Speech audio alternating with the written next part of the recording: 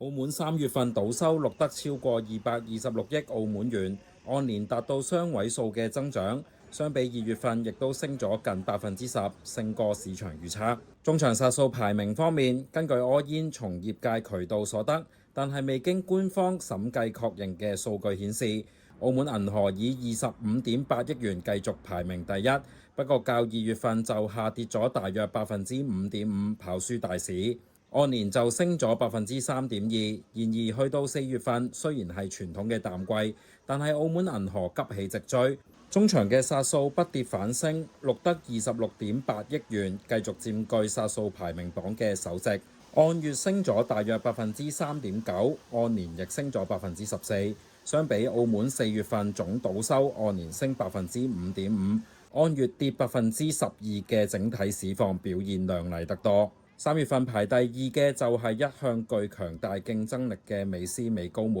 佢27.5億元成功挑戰2月份時排名第二嘅永利皇宮，再次登上亞軍嘅寶座，按年升咗近16.7%，兼跑贏大市。不過永利皇宮亦都唔係省油嘅燈，喺緊接嘅4月份再創自身紀錄，以18.3億元反超美斯美高梅。繼2月份之後，再次奪得中場排行榜嘅亞席，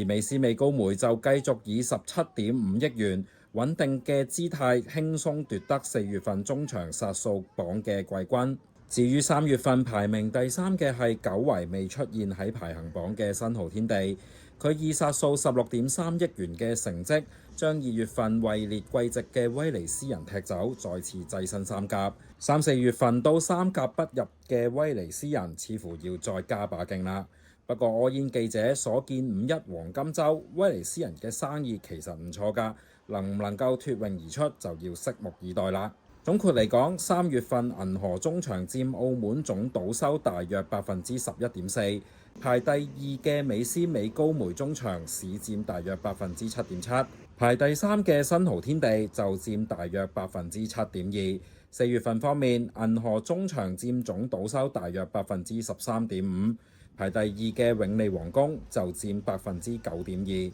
而排第三嘅美斯美高梅就佔8.8%。上述嘅數據最終均以博企官方公佈為準。